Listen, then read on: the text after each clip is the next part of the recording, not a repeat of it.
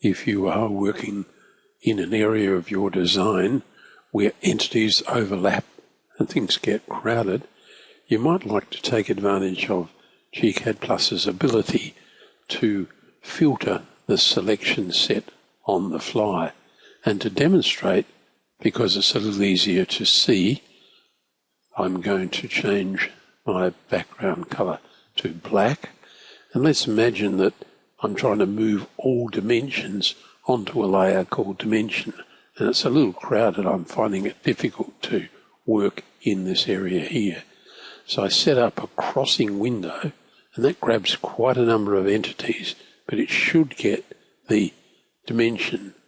And if I click up here in the properties box, I can isolate the rotated dimension by simply clicking on it, and I hope you can see that the dimension itself is now selected, as in fact are other entities. It's now selected and it shows green in colour.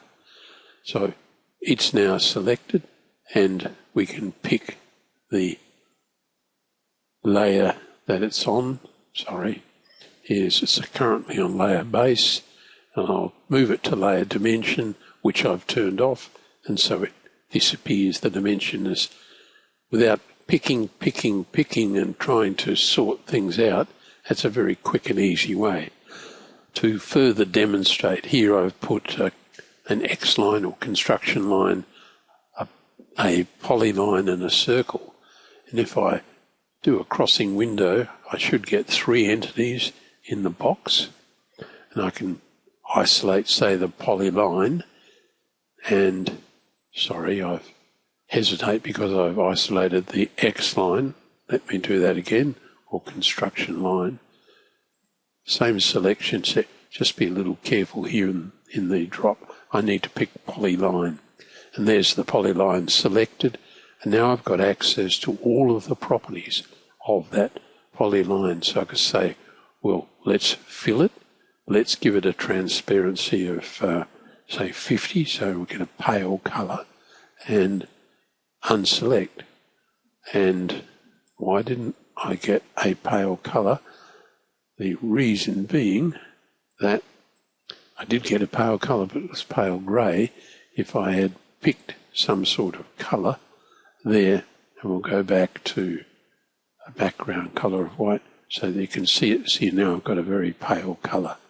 So a very quick, easy way to isolate an entity from a group of entities that you select with either a crossing or a inclusive window.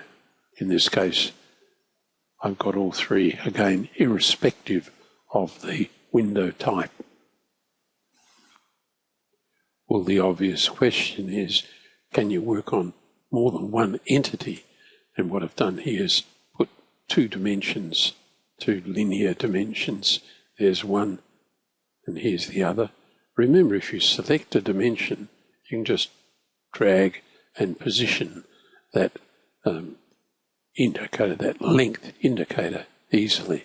So let's grab the same selection set. We'll come up here and be a bit careful to pick rotated dimension, and it identifies there are 2 there. And if I zoom in, you can see this one is green and that one is also green. So they can be moved and operated on at the same time. We can put them on that dimension layer which was off, and they should disappear, and they do. So it's quite powerful.